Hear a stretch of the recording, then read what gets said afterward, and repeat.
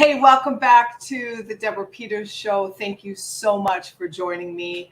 My name is Deborah Peters, and welcome to the episode that is all about hormones.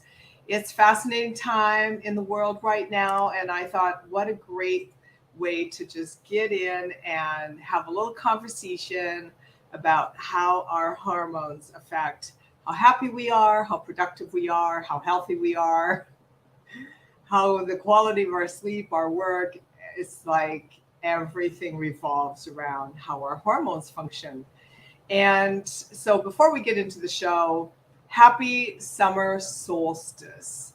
This is the longest day of the year, so make sure you get outside, enjoy the extra light, especially this evening. Do something fun. I remember when I was a kid, it would be light until 11 o'clock at night, 10:30 at night, and we would just play outside for hours and hours. And I think our parents just loved it because, we weren't underfoot wondering what we were supposed to do with our time. We were outside, as it should be for children, shut off the TV, shut off the device and get outside and use your imagination to entertain yourself instead of expecting something to entertain you. That's a story and a conversation for another time. Thank you for joining me today. This show is all about consciousness. It's about living a more conscious life in every area of your life. And I define those areas as being health, wealth, relationships, business, self-expression. And so as we dig into today's topic, I want to share with you that this is going to be seriously on the leading edge of thought, as is every episode, to bring out something greater in our thinking than just what we are fed every day through whatever means that we use to get our information. And it's going to be a little bit of a different show. I think I've probably been through pretty much every glitch that could happen in terms of the running of this show, whether that's from a stationary spot or from the road. Here I am. I'm in the South. I'm doing some laptop lifestyle experiences for myself and my business right now, expanding my brand and getting out and speaking at conferences and doing customized strategy sessions at corporate offices all across the South and all up and down the Eastern Seaboard. It's really exciting. I have never experienced the South. It's my first time driving past, I think Houston, Texas was the furthest I'd ever driven in the past. And so this has been fascinating, I have to tell you. Obviously, I've flown in and out of a lot of the major cities to speak at events and teach seminars like New York and Atlanta and Miami and Orlando and all these other, large centers that most people fly to for conferences and for seminars and whatnot. But I've never been on the road and actually driven through different states. And this has been an incredible experience. And while I'm getting the show set up today, I want to just tell you that my guest, Lynne Wadsworth, had some kind of internet outage. She lives in Florida. And so I just talked with her, and she's making a quick trip 10 minutes away from her house over to her daughter's to be able to jump on the show with me today. I guess they have a different internet provider. So meanwhile, you're stuck with me. So let me tell you a little bit about the experience that I've had so far. First of all, I want to say that it's been phenomenal. And the people that I've met are just the sweetest, kindest, most outgoing people but it's always like that for me. I've worked in 19 countries. I've traveled all over the world, speaking, training, coaching. And I can't ever say that I've gone to a place that I didn't like. The common question that I get from people is, where's your favorite? And, it's just too long of an answer. So my common response is wherever I am at in the moment. That's my favorite because there's something amazing about every city, every state, every country that so far that I've experienced. And really at the end of the day, it does come down to the people. It really, I suppose, wouldn't really matter what the architecture is like if the people aren't fun and interesting. And I love people. I'm a human engineer, obviously, by trade. That's my background. Um, and I just really love connecting with people, connecting with the locals. Tonight, I have um, an international business networking event that I'm attending.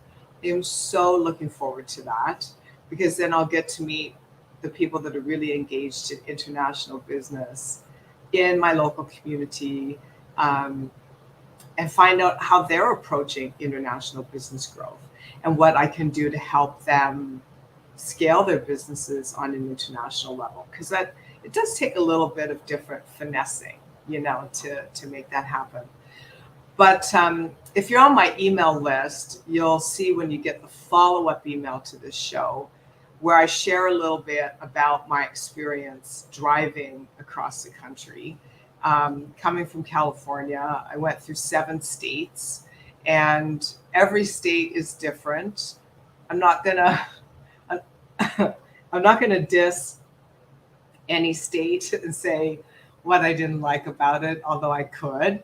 Um, So what I will say though is that the people are super nice. Everywhere I've stopped, everybody I've talked to.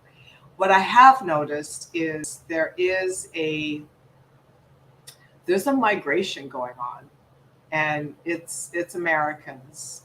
Um, I would say probably 8 out of 10 vehicles that I saw or passed or encountered were people moving to a different state. Out of the 8 out of 10, I'd say probably half of them were California plates. So that says a lot. But nonetheless, I felt like it's like sort of like a movie that I was experiencing back, in the Wild West kind of days when people were making their trek out west, only this time people are trekking the opposite direction. And when you stop for gas or I'd stop for something to eat, people were buzzing with conversation about what they were doing, where they were going, why they were leaving, and it was just it's to me it's just phenomenal to have that kind of an experience. It's so enriching to work with company leaders in different states, as it has been to do that in different countries, experiencing new cultures, looking at their business models and how they've chosen to do things, and perhaps from a leadership level. That's always fascinating to me. Um, but yeah, it's been a really great experience so far, and the reception has been phenomenal.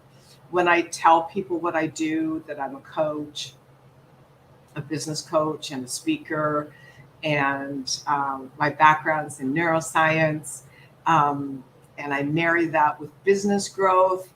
It's the response I get is just incredible, where they're absolutely thrilled that I've taken this sort of spin on the mind and how effective it can be in creating results and applying that to scaling your business. So I'm having a lot of fun with it.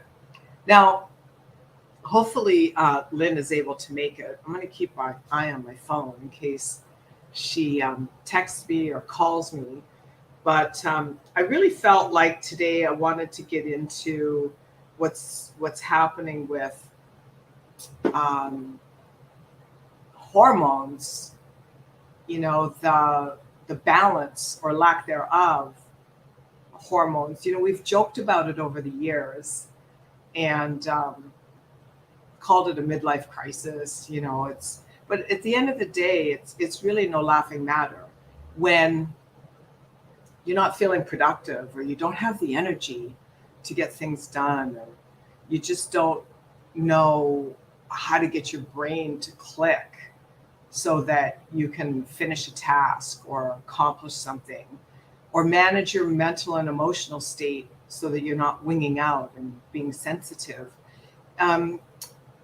It can really be, it can be tricky.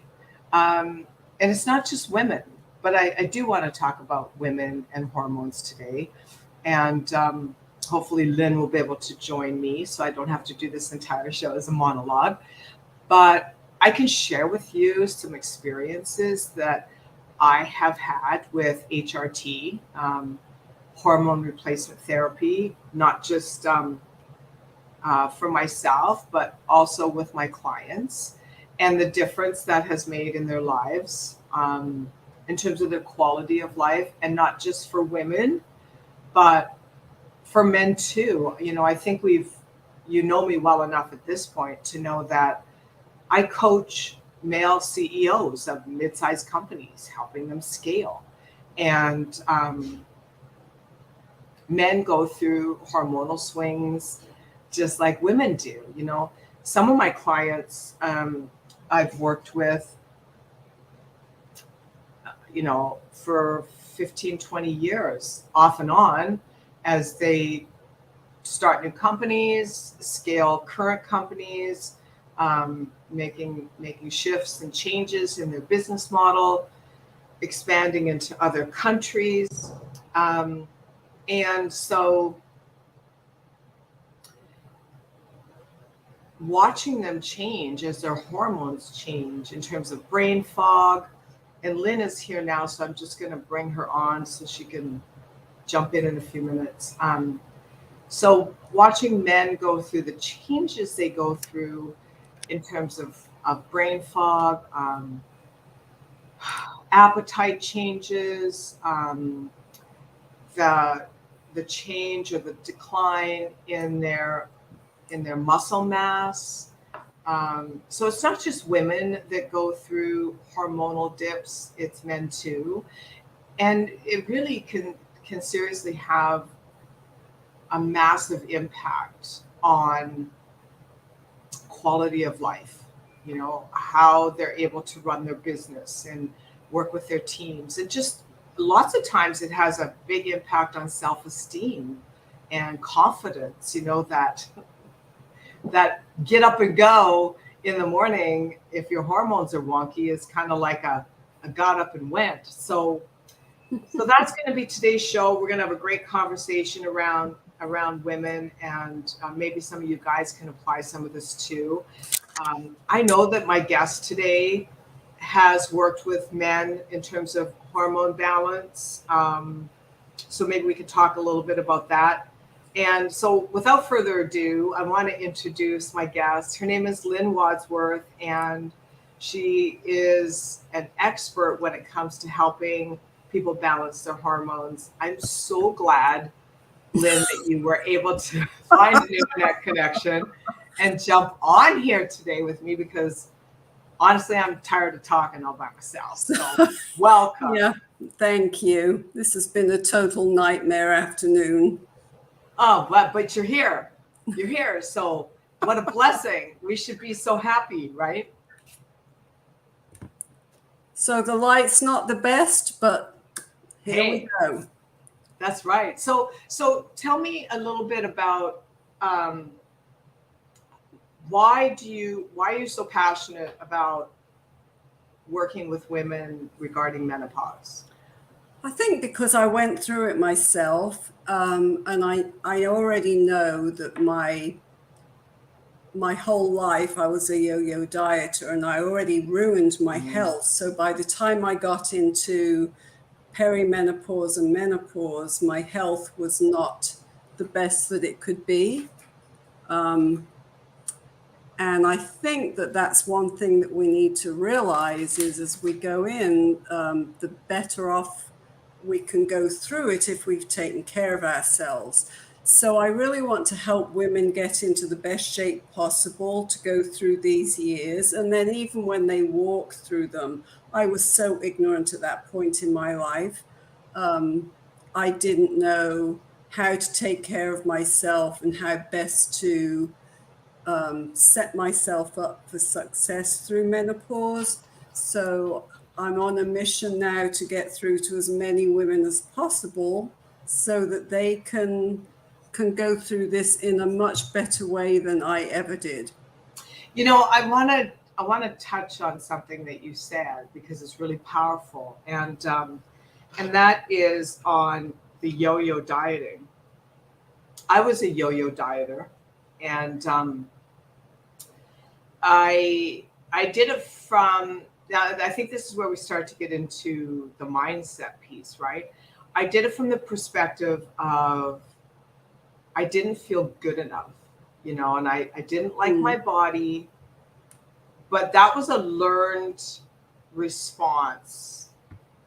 All babies come into the world loving their bodies because they don't know any different. But I didn't love myself. I didn't love my body. And when I was a little girl, I was molested, so I did not have a healthy sense of self. I mean, your whole world gets turned upside down when you have that happen to you. And just as a quick, I have to put this in. So this whole nonsense of sexualizing children is just bullshit, because it will completely destroy their psychology, and it will turn them into lifeless, hopeless, meaningless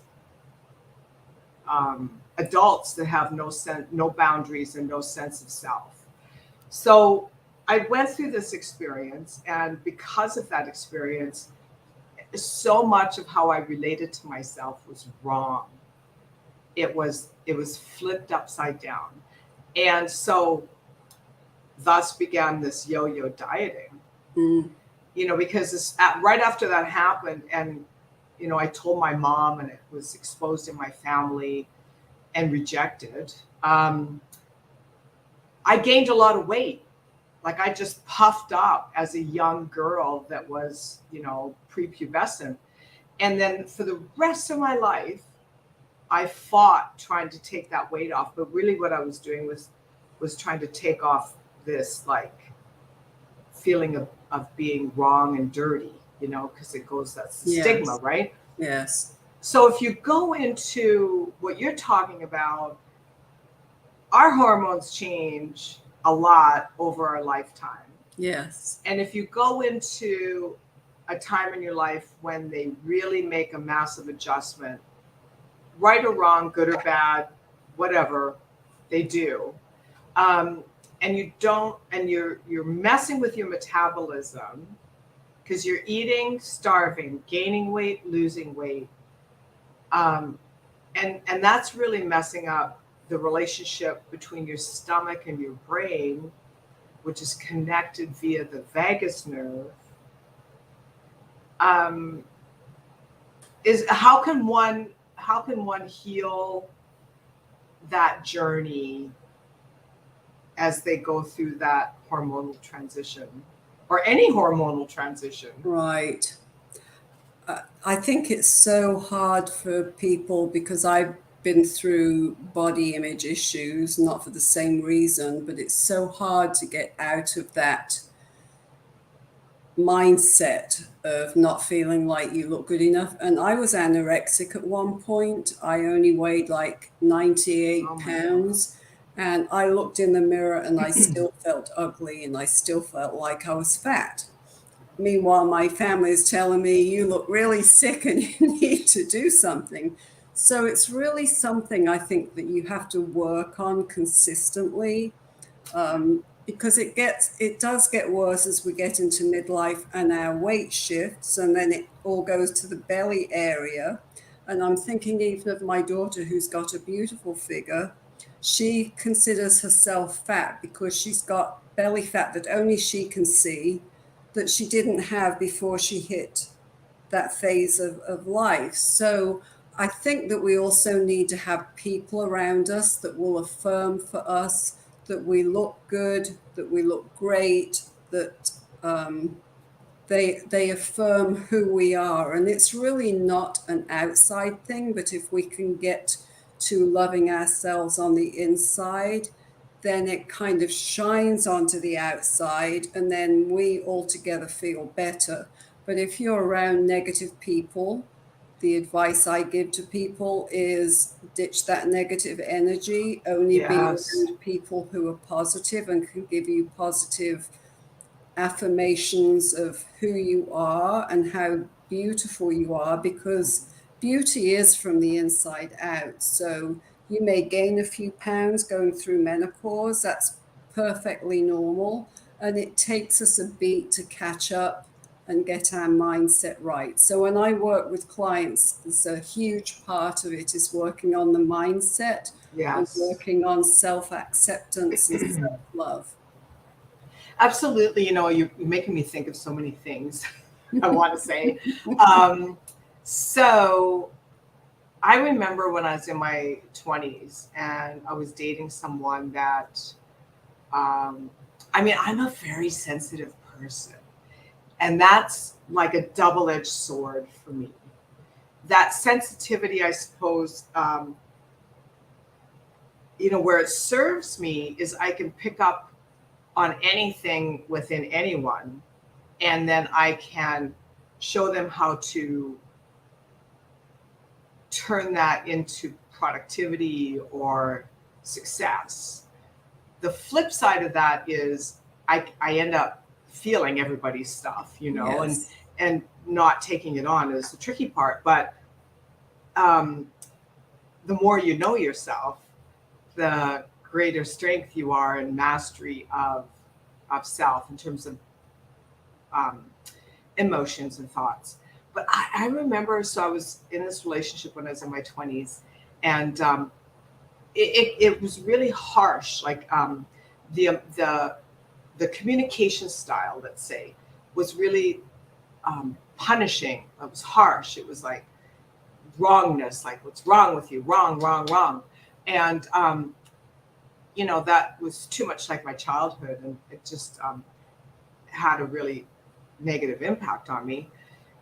And we were doing something one day, and I had this new camera, and he took a picture of me, and I was sitting on this fence, and I looked at it later, and I said to myself, oh my God, I look so ugly. And I looked ugly in the picture because I felt ugly. Mm. And how we feel, so where I'm looking to tie this together is I want to connect the dots between how we see ourselves and talk to ourselves is how we feed ourselves, the food we choose, um, the experience we have while eating, and like how literally how we experience food. Do we feel guilty when we're eating it? Do we feel angry when we're eating it? You know, are we in a rush when we're eating it? Like what's going on there? And then how that has that impact on our hormone production or lack thereof, and then the impact that makes on our body shape, because we manifest ourselves physically through our mental, emotional, spiritual state, because that impacts our hormones. Right. And I look back on it now, and I think that I was so hurt and broken already based on my childhood. And then I was in this relationship and he wasn't a bad guy. He was like, I love the guy, right? But the way he communicated was just really like, it was like a hammer. And I took it personal. I didn't know how to separate his stuff from my stuff. Clearly we had a trauma bond, but what do you think of that? our mental emotional relationship to ourselves and how it morphs our body shape and style and performance. Yeah, and it does have an impact on how we hold ourselves, how we hold ourselves out to other people. And it's funny because you think about the fact that most women now get into perimenopause are somewhere around 50. Well, years ago, when our parents never even talked about menopause, Right. it was almost an end of life thing for them because the morbidity rate was so different. So now when we reach our 50s, we're looking at only being halfway through our lives. And I Yeah. think that we tend to forget that when we get to that age, 40s and 50s, 60s, we have so much wisdom. And I think we have learned so much more. Yeah. So I'm with you with the whole empathy thing. And I tend to be empathetic with people. And so I take it on. But I've learned to recognize that. Whereas in my 30s, early 40s, I had no clue. I just know I felt awful all the time and I couldn't get rid of this heavy weight on me. So I think that some of it is a blessing as we go into menopause with our whole mental outlook because we've got this wisdom behind us. And at least the majority of women do. And if they don't, then I would really say find somebody that can help you, because if you don't get it as you're going into midlife, it's going to manifest itself 10 times what it really is. Yeah, it can be worse than necessary. Yes. It's fascinating because the way we relate to age is morphing. And I've long believed that age is a social construct. Yes. That we give meaning to certain ages as a whole, and then that meaning becomes a norm in society that actually works against us. It becomes like a stereotype that we are expected, not even know where that expectation comes from, but it's probably another show. But that expectation is that we adhere and conform to that social construct.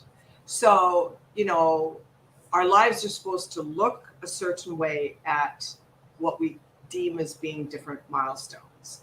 And if it doesn't, then there's either something wrong with you or you've done something really spectacular to dodge a bullet of some sort, right?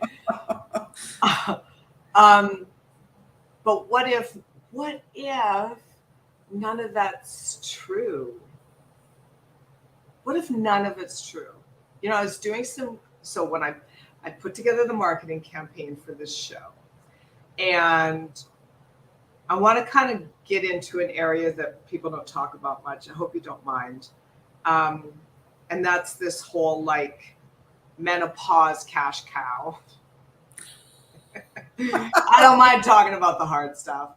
And no pun intended, but when I was doing the research, you know what I found out? I found out that Western women have greater symptomology of menopause than any other culture. Yes, I believe What's that? A lot of it is the mentality that we have over here. And having come even from England, it's kind of the same mentality, because everything is a quick fix over here and everything is, let's take a pill to fix it. I can only tell you from my own perspective that I've done the whole medicine route when I was going through this to begin with, because I didn't know any better.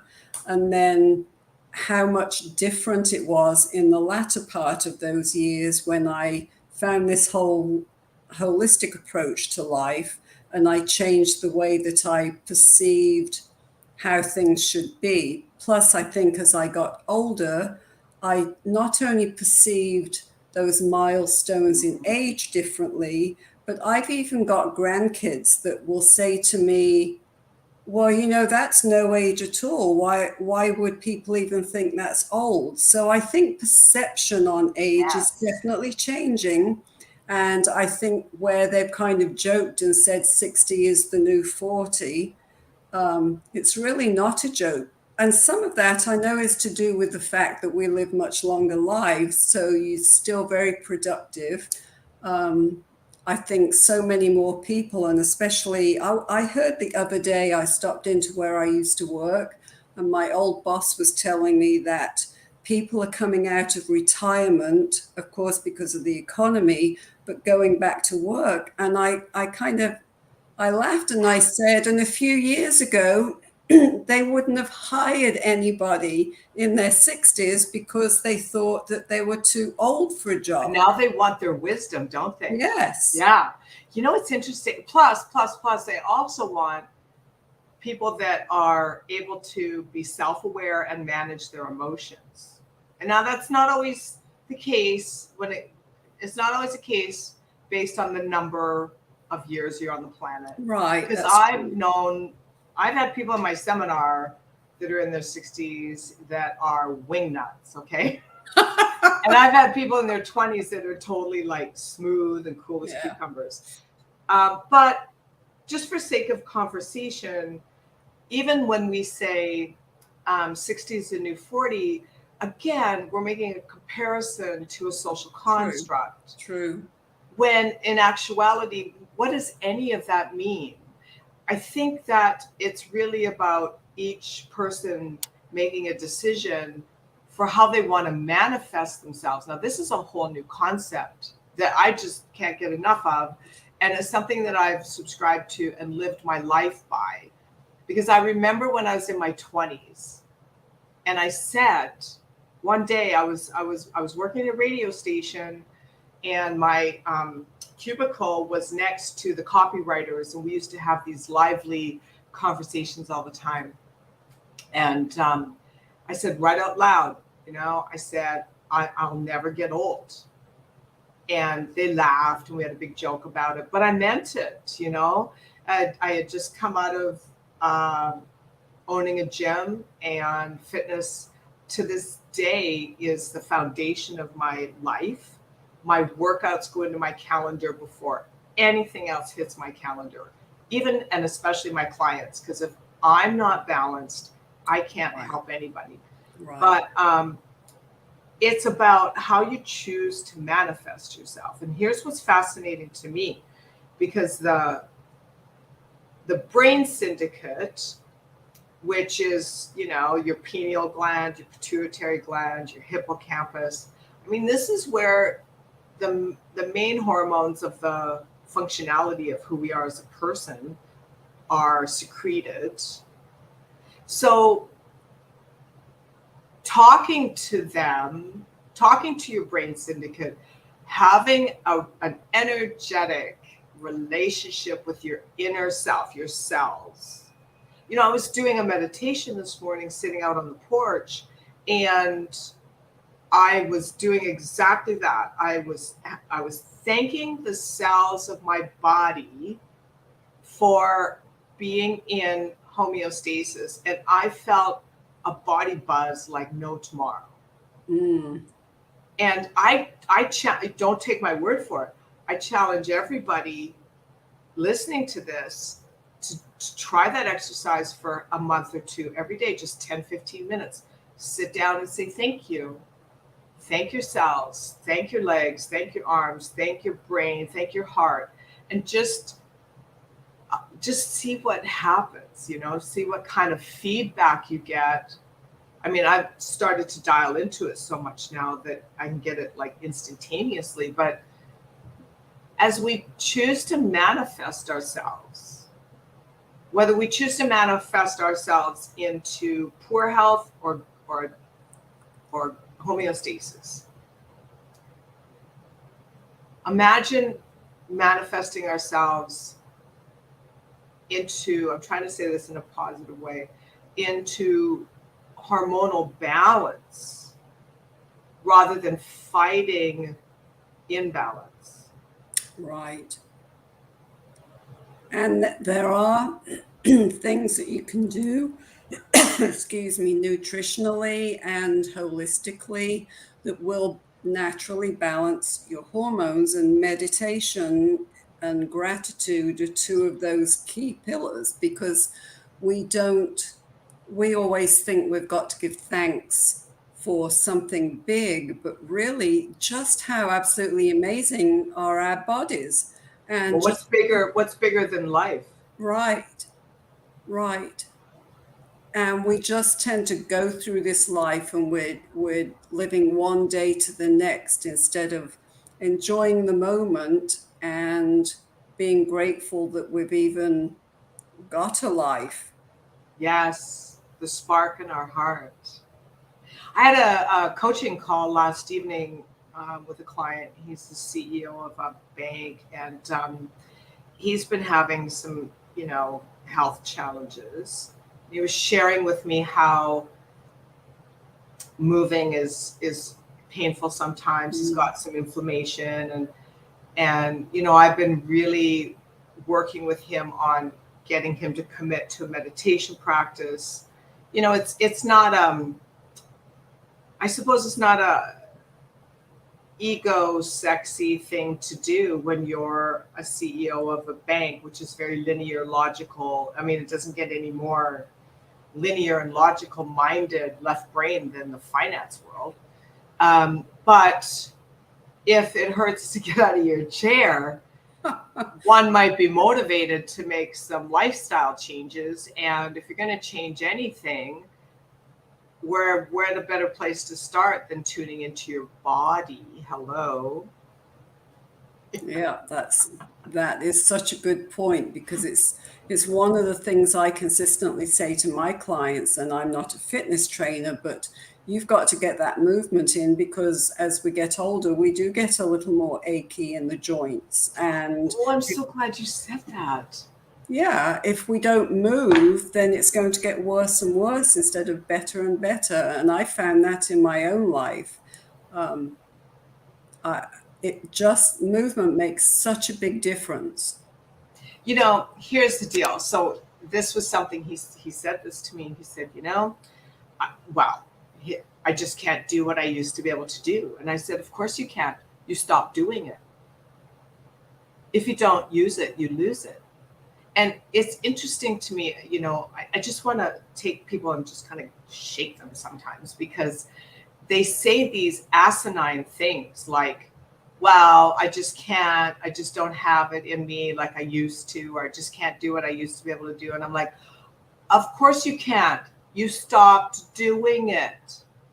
If you stop exercising, of course you're not going, if you stop lifting weights for 20 years, and this is the thing, he's mad at himself because he can't bench press what he could 2 years ago. I'm like, so work your way back up to it. Stop whining. It's like, because you stopped doing it. You take in muscle memory. It wouldn't take long with a little discipline and a bit of a positive can-do mindset to get back to that place again. It's not that difficult. But I think there's so much in this narrative of this self-talk. We have to stop telling ourselves that the reason we can't do what we used to do is because of a number. That's what I'm talking about when it comes to social construct, right? Well, let me say that I was at least 40 when I started jogging. I had never been an active person, hated gym, which is what we called it in England. Yeah. Any kind of sports, hated it all. My husband was a runner all of his life, and when he started having knee problems from a football injury, he was like, where were you years ago when I would go out running every afternoon and you sat at home? And I'm the one out running now, and he's at home, able to move like he could. He's active and he makes sure he moves. He just doesn't go out jogging anymore because of his knees. But it's a matter of mindset. So then I stopped for a short time, and so I didn't go back to jogging, but I went back to hiking, and I hike actually on my treadmill, go all over the world with a little app, all the way up and down mountains. And it, I mean, there is nothing to stop us other than us. Exactly. And then it's also like this subscription to, I have to say that there is a change taking place in human consciousness where people are waking up to the realization that the program we've been served of decline, um, and diminishment is not the truth, that it's just a program and you don't have to accept it. And if you don't accept it, you're not going to live it. If you don't live it, you won't be it. So this is fascinating to me because, I mean, if you want to get into the science, the science that we have, we regenerate, our cells regenerate, Mm-hmm. and our mind is in every cell of our body. So we can use our mind to regenerate any part of us. And, talk about being on the leading edge of thought. You never have to accept this disease program that has been fed to us. And gee, I wonder who that benefited. To actually, convince us that life is hard and that we peak in our 20s and it's downhill from there. It's just utter nonsense. It is. My mother was 93 when she passed away, and it wasn't through anything other than a total mess up with the national health system. But every day of her life, she did crossword puzzles, word puzzles, anything she could to keep her mind Brain sharp. activity. And she was as sharp as a tack. There was nothing, absolutely nothing wrong with her mind at 93. So I'm just thrilled. I begin to see my grandkids now doing these word puzzles. And I think that is just so wonderful because it keeps your brain active. And our brain, we talk about the brain fog, lack of clarity as we get older. It does not have to be that way. I mean, I realize the sickness and disease that some people are predisposed to, but we can definitely help ourselves in the way that we live our lives and the way that we work our minds. And even exercise is such a good workout for our brain. Huge. Yeah. I mean, I hit it hard 4 times a week, just heart pumping, 60 minutes, push myself until, I hit some sort of level, and then I take it up a notch, always constantly improving. I don't think about it as, oh, let me just get through this workout just to say I've done it. It's like, okay, let me go in there and can I lift heavier this week? And how can I challenge myself? And I don't even think about it any other way. I mean, to me, it's just like, it's a no-brainer. Like, why wouldn't you want to keep improving? Right. Right. You said something about nutrition. And while we all know that it's tricky to find nutritious food, depleted soil and pesticides and all that, but one of the things I found has really helped me is shifting to intermittent fasting. Yes. Yeah, Yes. big time. Like my first meal isn't till noon, and my second meal's at 6, and then there's a big gap in between. And no alcohol. I mean, at first that was tricky, but I went out for dinner recently, and I'm a carnivore. I love high-end, grass-fed, organic beef, and I don't apologize for it. And some people are vegetarians and vegans. I really think it depends on what works for your body. Yes. I tried. I did quite a few years of vegetarianism, and I was anemic. I just doesn't work for me. So as soon as I started eating red meat, boom, felt better. So I don't want to get into any politics on that. I think you really have to find what your body responds to. Right. So my body responds to vegetarianism. My husband's doesn't. Right. But I don't do well with meat. I don't like the taste of meat. It's nothing to do with how we raise our cattle or chickens or whatever. It's just my preference with the way I eat. And my body does so much better with the way that I eat than it ever did when I was eating an omnivore type of diet. So it really is for anything, whether it's for midlife, for hormones, for your weight, it's getting in tune with your own body and knowing what nourishes your body and what doesn't. Yeah, absolutely. I find that with the intermittent fasting, I do what would be like a healthy keto. So it's probably more cruciferous vegetables than anything. And then, I'll have a steak a couple times a week just to get in that iron supplement. Mm-hmm. But, what's interesting is finding that rhythm. It took a minute. Like at first it was like a war zone. I was so hungry and all I could think about was food. And I was like literally looking at the clock going, oh, can I eat yet? But it just, once it clicked, I think when you have that gap between your meals, it's very healthy for you. Yeah. Like my brain is different. It fires differently. My body shape changed. And, we talk about weight around the waist that just fell off. So before we go, I want to address something and see what your thoughts are on it. There was a huge push for about 25 years for women that were menopausal to be given hysterectomies.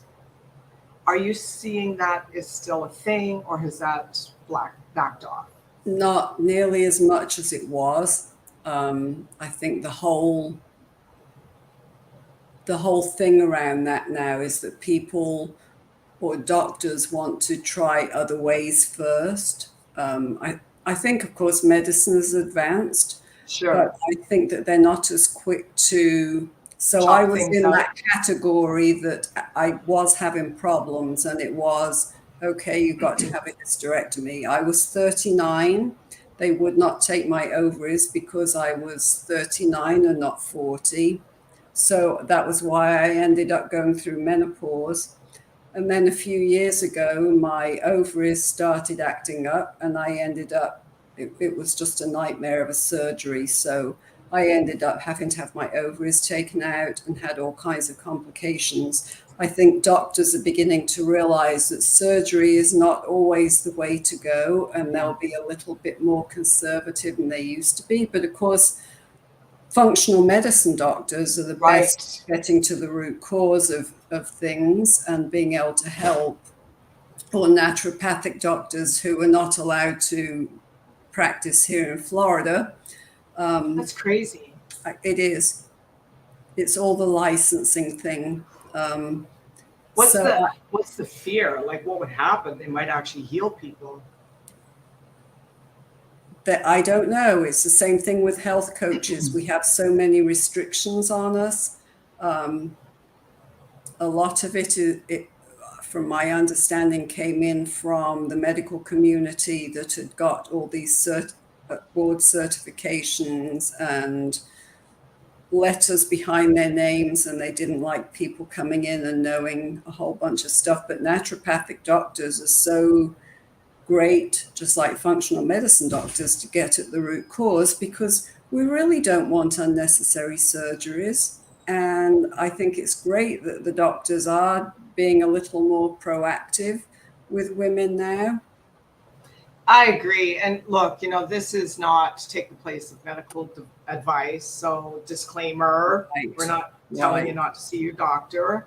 I know Absolutely. for me, just for me, um, addressing things energetically enables me to hit the reset button on being in balance. Mm-hmm. And when I'm energetically in balance, then my body thrives. And any signs of lack of harmony has a tendency to go away because we manifest ourselves, right? Yes. Yes. Is that a That good way to say balance. it? Yeah, that balance is so important in every area of our lives. Yeah, and emotionally too. Yes. There's an emotional and mental origin of every wonky cell in your body. And when you can get into a place of self-love, then that cell doesn't have to be wonky because it's just responding to who you're being with yourself, right? Right. Right. Yeah. Wow, this has been good. Thank you. Well, we really didn't talk a whole lot about menopause, but But we did. We did because I really feel that honestly, I really feel the whole thing's overplayed. And I'm not joking when I talk about it being a cash cow. Like, it's for real. absolutely, yeah. And so I also feel like the female voice has been silenced over time.